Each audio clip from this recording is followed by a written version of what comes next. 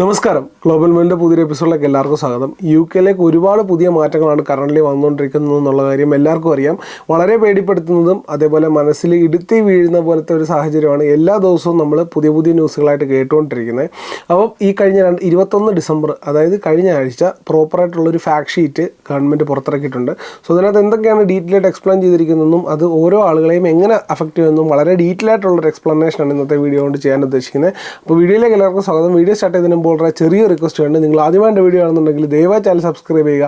ഒപ്പം ഞാനിത് ഇതുപോലത്തെ ഇൻഫോർമേറ്റീവ് എൻ്റർടൈനിങ്ങുള്ള കണ്ടൻസ് ഒന്നും മിസ്സായിരിക്കാൻ തൊട്ടടുത്തുള്ള ബെല്ലേക്ക് പ്രസ് ചെയ്യാൻ മറക്കരുത്. നമുക്ക് നേരെ വീഡിയോയിലേക്ക് കിടക്കാം. വീഡിയോ സ്റ്റാർട്ട് ചെയ്യുന്നതിന് മുമ്പ് ഞാനൊരു ഇമിഗ്രേഷൻ ലോയറോ ഇമിഗ്രേഷൻ സോളിസിറ്ററോ അല്ല. തീർച്ചയായിട്ടും ഒരു ഇമിഗ്രേഷൻ റിലേറ്റഡുള്ള അഡ്വൈസ് വേണമെന്നുണ്ടെങ്കിൽ നിങ്ങൾ തീർച്ചയായിട്ടും ഒരു ഇമിഗ്രേഷൻ ലോയറിനെയോ സോളിസിറ്ററിനെയോ നിങ്ങൾ സമീപിക്കേണ്ടതാണ്. ഞാൻ ഇന്ന് പറയുന്ന കാര്യങ്ങൾക്ക് റെഫർ ചെയ്തിട്ടുള്ള എല്ലാ ആർട്ടിക്കിൾസും അതേപോലെ തന്നെ ഗവൺമെൻറ് ഓഫ് UKയുടെ വെബ്സൈറ്റിൻ്റെ ലിങ്ക് ഞാൻ ഡിസ്ക്രിപ്ഷനിൽ കൊടുത്തേക്കാം. നിങ്ങൾക്ക് തീർച്ചയായിട്ടും അത് ചെക്കൗട്ട് ചെയ്യാം. അപ്പോൾ ഒന്നാമതായിട്ട് പറയേണ്ട കാര്യം എന്ന് പറഞ്ഞാൽ, ഈ ഇമിഗ്രേഷൻ്റെ നമ്പർ 2022 7 ലക്ഷത്തിന് മുകളിൽ കടന്ന സ്ഥിതിക്ക് അതിനെ കട്ട് ഷോട്ട് ചെയ്യാൻ വേണ്ടിയിട്ടുള്ള വളരെ സീരിയസ് ആയിട്ടുള്ള നിയമ നടപടികൾ സ്വീകരിക്കും എന്നുള്ളതായിരുന്നു നമ്മൾ കഴിഞ്ഞ ഡിസംബർ ആദ്യ ആഴ്ചകളിൽ കേട്ടിരുന്ന വാർത്ത. അപ്പോൾ അതിനനുസരിച്ചുള്ള റൂളുകൾ പാർലമെൻറ്റ് അവതരിപ്പിക്കുക. അതിൻ്റെ ഒരു പ്ലാൻ ഹോം സെക്രട്ടറി നമ്മുടെ പാർലമെൻറ്റിൽ അവതരിപ്പിച്ചിട്ടുണ്ടായിരുന്നു. അതിനെക്കുറിച്ച് ഡീറ്റെയിൽ ആയിട്ടുള്ള കാര്യങ്ങൾ എല്ലാവരിലേക്കും ഞാൻ കഴിഞ്ഞൊരു വീഡിയോയിൽ ചെയ്തായിരുന്നു. അപ്പോൾ അതിനകത്ത് ഒരുപാട് സംശയങ്ങളും ദുരൂഹതകളും പെൻഡിങ് നിർത്തിക്കൊണ്ടായിരുന്നു ആ ഒരു പ്ലാൻ മുന്നോട്ട് വെച്ചത്. അപ്പം കറൻ്റ്ലി വിസയിലുള്ളവരെന്ത് ചെയ്യും, ഇനി വിസ എടുക്കാൻ പോകുന്നവരെന്ത് ചെയ്യും, അപ്പം എക്സ്റ്റെൻഡ് ചെയ്യേണ്ട സമയത്ത് എന്ത് ചെയ്യും, അതേപോലെ അങ്ങനെയുള്ള ഒരുപാട് സംശയങ്ങളുണ്ടായിരുന്നു. ആ സംശയങ്ങളെല്ലാം ദൂരീകരിക്കാൻ വേണ്ടിയിട്ട് ഗവൺമെൻറ് ഓഫ് UK തന്നെ അവരുടെ വെബ്സൈറ്റിൽ ഒരു കുറേ ഫാക്ട്സ്, നമ്മുടെ കുറേ ചോദ്യങ്ങൾക്കുള്ള ഉത്തരങ്ങൾ അവർ പുറപ്പെടുവിച്ചിട്ടുണ്ട്. നിങ്ങൾക്ക് ആ വെബ്സൈറ്റ് ചെക്കൗട്ട് ചെയ്യാം. അപ്പോൾ നമുക്ക് അതിനകത്ത് എന്തൊക്കെയാണ് പറഞ്ഞേക്കുന്നത് നോക്കാം. അപ്പോൾ ഇതിനകത്ത് ആദ്യം തന്നെ പറഞ്ഞിരിക്കുന്നത്, ഈ റൂള് പ്രകാരം 3 ലക്ഷം ആളുകൾക്ക് ഇനി മുതൽ, സാധാരണ വരാൻ സാധ്യത ഉണ്ടായിരുന്ന 3 ലക്ഷം ആളുകൾക്ക് ഇനി മുതൽ UK-ലേക്ക് വരാൻ സാധിക്കാത്ത രീതിയിലുള്ള നിയമ നടപടികളാണ് സ്വീകരിക്കാൻ പോകുന്നത്.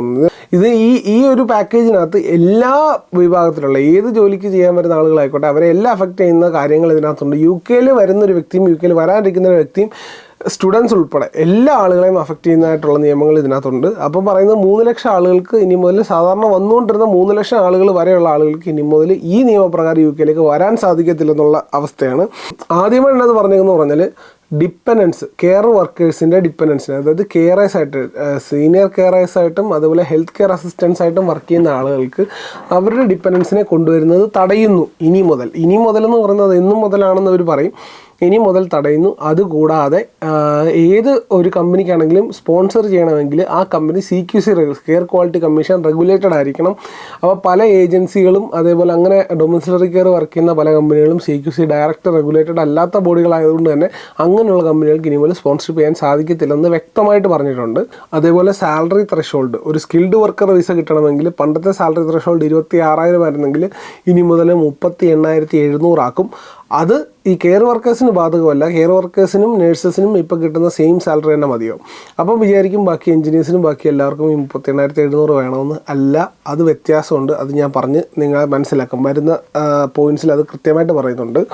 അടുത്ത പോയിൻ്റ് പറഞ്ഞാൽ ഫാമിലി വിസ എടുക്കണമെങ്കിൽ, ഫാമിലി വിസ എന്ന് പറയുന്നത് നമ്മുടെ PR കിട്ടിയ ആളുകൾക്കും അതേപോലെ തന്നെ ബ്രിട്ടീഷ് സിറ്റിസൺസ് ആയിട്ടുള്ള ആളുകൾക്കും അവരുടെ ഫാമിലി, സ്പൗസ് ആയിക്കോട്ടെ, ചിൽഡ്രൻ ആയിക്കോട്ടെ, അല്ലെങ്കിൽ അവരുടെ പേരൻസ് ആയിക്കോട്ടെ, അങ്ങനെയുള്ള ആളുകളെ 6 മാസത്തിൽ കൂടുതൽ UK-യിൽ കൊണ്ടുവന്ന് അവരുടെ കൂടെ താമസിപ്പിക്കാൻ കൊടുക്കുന്ന ഒരു വിസയാണ് ഫാമിലി വിസ എന്ന് പറയുന്നത്. ആ ഫാമിലി വിസയുടെ ത്രഷോൾഡ്, അല്ലെങ്കിൽ ആ ഫാമിലി വിസ എടുക്കണമെങ്കിൽ ഒരാൾക്ക് വേണ്ട മിനിമം ഇൻകം എന്ന് പറയുന്നത് 38,700 ഉയർത്തും. പക്ഷേ അത് പടിപടിയായിട്ട് ഉയർത്തും എന്നുള്ളത് നമ്മൾ താഴ്ത്ത് വായിക്കുന്നുണ്ട്. അപ്പം നമുക്ക് ഓരോരോ സെക്ടേഴ്സിനെ ഡീറ്റെയിൽ ആയിട്ട് എടുത്തു നോക്കാം. ആദ്യത്തെ കാര്യം എന്ന് പറയുന്നത് കെയർ സെക്ടറിൽ വർക്ക് ചെയ്യുന്ന ആളുകളെ എങ്ങനെയൊക്കെയാണ് ബാധിക്കുന്നത്, അല്ലെങ്കിൽ അതിനകത്ത് റെലവൻ്റ് ആയിട്ടുള്ള കുറേ അഭ്യൂഹങ്ങൾ അല്ലെങ്കിൽ കുറേ ചോദ്യങ്ങൾക്ക് കൃത്യമായ മറുപടി ഹോം ഓഫീസ് പറഞ്ഞേക്കുവാണ്.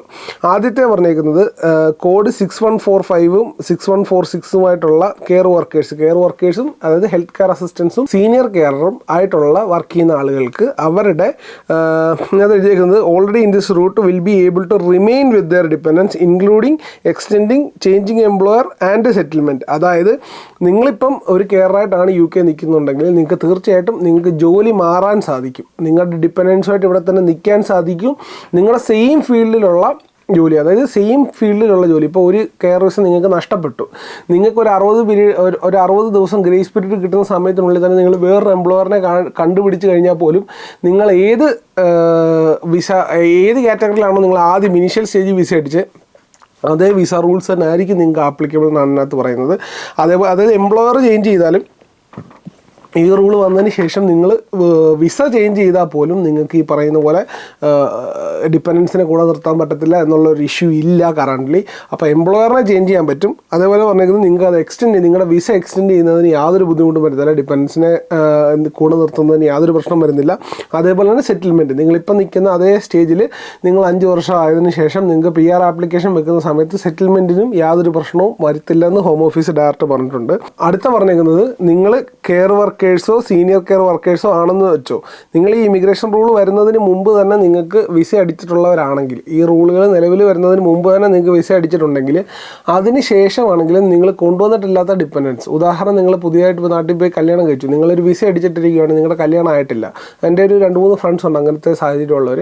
അപ്പോൾ അവർ നാട്ടിൽ പോയി കല്യാണം കഴിച്ചാലും ആ കല്യാണം കഴിച്ചതിന് ശേഷം അവരുടെ ഡിപ്പെൻഡൻസിനെ UK കൊണ്ടുവരുന്നതിന് യാതൊരു ബുദ്ധിമുട്ടില്ല. ഈ റൂൾ വന്നതിന് ശേഷമാണെങ്കിലും ബുദ്ധിമുട്ടില്ല എന്നാണ് ഹോം ഓഫീസ് കൃത്യമായിട്ട് അതിനകത്ത് സ്റ്റേറ്റ് ചെയ്തിരിക്കുന്നത്. അടുത്ത മെയിനായിട്ട് പറഞ്ഞിരിക്കുന്ന ഒരു കാര്യം, ഓൾറെഡി UK ഒരു ഡിപ്പെൻഡൻസ്, ഇപ്പോൾ സ്റ്റുഡൻറ്റ് വിസ ആയിക്കോട്ടെ മറ്റേതെങ്കിലും വിസ ആയിക്കോട്ടെ, ആ കാറ്റഗറിയിൽ UK നിൽക്കുന്ന ആളുകൾ അവരൊരു കെയർ വിസ അടിക്കുകയാണെങ്കിൽ, അതായത് ഈ റൂൾ വന്നതിന് ശേഷം ഫാമിലിയായിട്ട് UK ഉള്ള ആളുകൾ നിങ്ങൾ കെയർ വിസ അടിക്കുകയാണെങ്കിൽ നിങ്ങളുടെ ഡിപ്പെൻഡൻസിൻ്റെ കൂടെ നിങ്ങൾക്ക് നിൽക്കാൻ പറ്റത്തില്ല, ഡിപ്പെൻഡൻസിനെ തിരിച്ച് നാട്ടി വിടേണ്ടി വരും എന്നാണ് പറഞ്ഞത്. പ്രത്യേകം ശ്രദ്ധിക്കേണ്ട ഒരു കാര്യം, ഈ കെയർ വിസയുടെ കാര്യത്തിൽ ഇവർ ഇതിനകത്ത് മെൻഷൻ ചെയ്തിരിക്കുന്നത് carers and senior carers these changes will introduced as soon as possible in the new year. New ഇയർക്കുള്ളിൽ as soon as possible ഈ ചേഞ്ചസ് വരുമെന്നാണ് പറയുന്നത്. അപ്പം as soon as possible എന്ന് പറയുന്നത് ജനുവരിയിൽ തന്നെ, അത് ജനുവരിയിൽ ആദ്യത്തെ ആഴ്ച നടക്കുമെന്നല്ല ഇതിനർത്ഥം. ഇത് പാർലമെൻറ്റിൽ അവതരിപ്പിച്ചതിന് ശേഷം പാർലമെൻറ്റിൽ ഒരു ബില്ലാക്കി ഈ ബില്ല് അമെൻഡ് ചെയ്ത് അതിന് ശേഷമാണ് ഇത് പ്രോപ്പറായിട്ട് റൂൾ ആവുന്നത്. സ്വാഭാവികമായിട്ടും അത് 1-2 മാസമെങ്കിലും മിനിമം എടുക്കുന്നതാണ്. അതായത് ബേസിക്കലി മാർച്ചിലോ ഏപ്രിലോ ആണ് ശരിക്കും ഇത് വരാൻ സാധ്യതയെന്നാണ് റെലവൻ്റ് ആയിട്ടുള്ള സോഴ്സസിൽ നിന്ന് നമുക്കറിയാൻ സാധിക്കുന്നത്.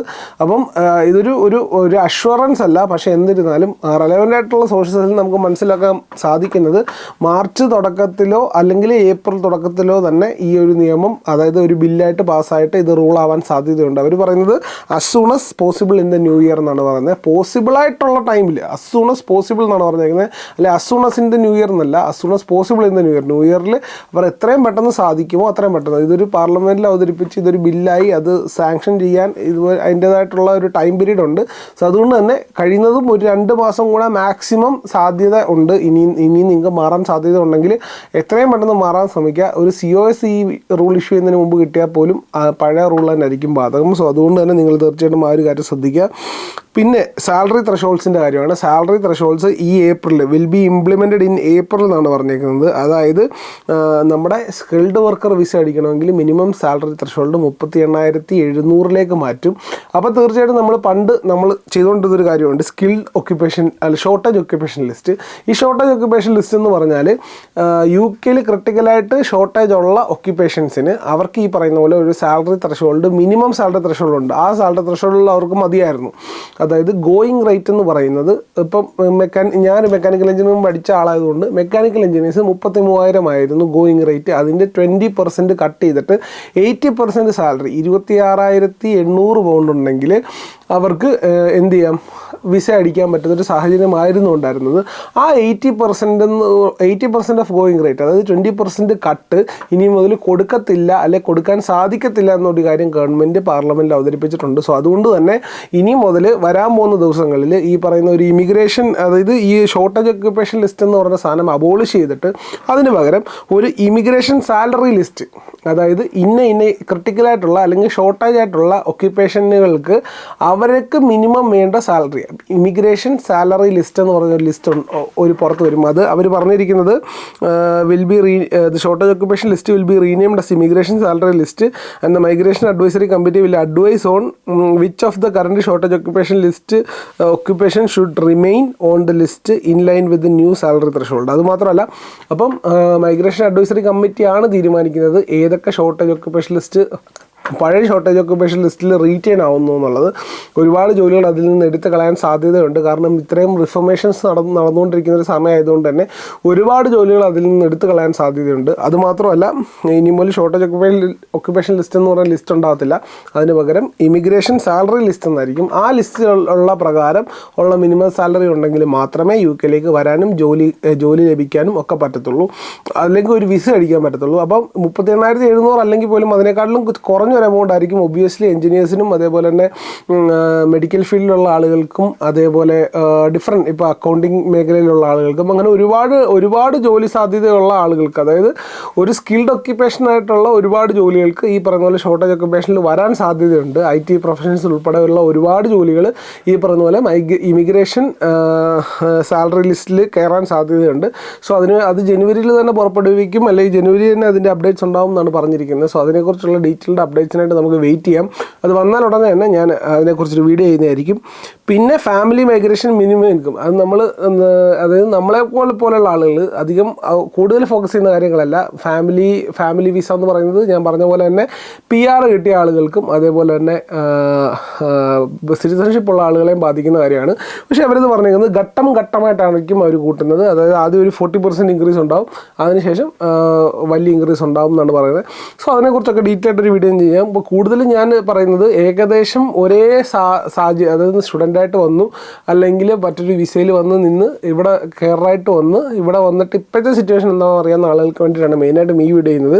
മറ്റിനെക്കുറിച്ച് ഞാൻ ഡീറ്റെയിൽ ആയിട്ടൊരു വീഡിയോ ചെയ്യാം. പിന്നെ മെയിനായിട്ട് മറ്റൊരു കാര്യം ഗ്രാജുവേറ്റ് റൂട്ട് റിവ്യൂ ആണ്. അത് പറയുന്നത് migration advise committee review the visa route to ensure that it is operating in its best interest എന്നാണ് പറയുന്നത്.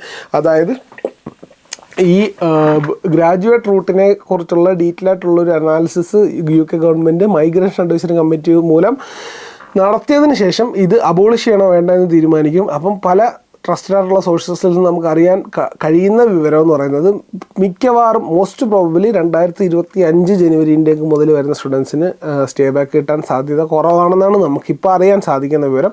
അത് എത്രത്തോളം റിയാലിറ്റിയുമായിട്ട് ബന്ധപ്പെടുന്നു എന്നുള്ളത് നമ്മൾ ഈ വരും മാസങ്ങളിൽ കണ്ടറിയേണ്ടതായിട്ടുണ്ട്. സോ എന്തായാലും ജനുവരി ഫെബ്രുവരി മാസങ്ങളിൽ വളരെ വലിയ അപ്ഡേറ്റ്സ് UK ഗവൺമെൻറ് ഭാഗത്തുനിന്ന് വരാൻ ഇരിക്കുന്നുണ്ട്. സോ അതുകൊണ്ട് തന്നെ സ്റ്റേ ട്യൂൺ. ഞാനും ഈ പറയുന്ന പോലെ അപ്ഡേറ്റ്സ് വരുന്ന അതാത് സമയങ്ങളിൽ അപ്ഡേറ്റ് ചെയ്യാൻ ഞാൻ ശ്രമിക്കുന്നതായിരിക്കും. അപ്പം ഇന്നത്തെ വീഡിയോ എല്ലാവർക്കും ഇഷ്ടപ്പെടുന്നു വിശ്വസിക്കുന്നു. UK ഈ പുതിയ റൂൾസ് എന്തൊക്കെയാണെന്ന് ഡൗട്ടുള്ള അല്ലെങ്കിൽ ടെൻഷൻ അടിച്ചിരിക്കുന്ന ആളുകൾക്കുണ്ടെങ്കിൽ തീർച്ചയായിട്ടും ഈ വീഡിയോ അവർക്ക് അയച്ചു കൊടുക്കുക. ഒരു ഡീറ്റെയിൽഡ് ക്ലാരിഫിക്കേഷനാണ്. ഇനി വരുന്ന ദിവസങ്ങളിൽ ഞാൻ കൃത്യമായിട്ടും കെയർ വിസയിൽ നിൽക്കുന്ന ആളുകൾ അല്ലെങ്കിൽ കെയർ വിസ നോക്കുന്ന ആളുകൾ ഇനി എന്തൊക്കെ കാര്യങ്ങൾ ശ്രദ്ധിക്കണം, അല്ലെങ്കിൽ എന്തൊക്കെ കാര്യങ്ങൾ ഫോക്കസ് ചെയ്ത് മുന്നോട്ട് പോകണം, അല്ലെങ്കിൽ പണി വരാതിരിക്കാൻ വേണ്ടിയുള്ള എന്തൊക്കെ കാര്യങ്ങൾ നമ്മൾ ശ്രദ്ധിക്കണം എന്നുള്ള ഡീറ്റെയിൽ ആയിട്ടുള്ളൊരു വീഡിയോയും ഒരു